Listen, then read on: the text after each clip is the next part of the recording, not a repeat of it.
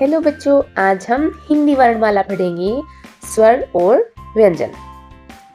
ए अनार, आ आम, ई इमली, ई ईंट, उ उल्लू, ऊ ऊन, री ऋषि, ए एडी, ए ऐनक, ओ ओंखली, ओ औरत, अंगूर, एंग।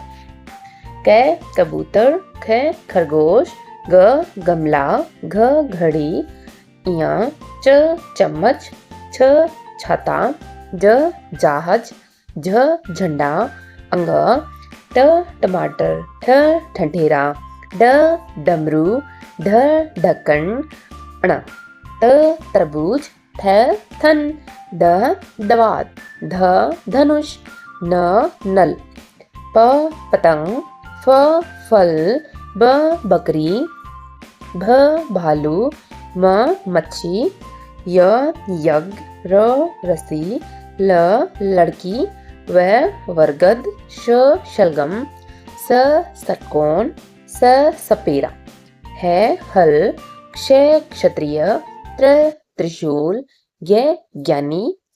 Thanks for watching. Please like, share and subscribe.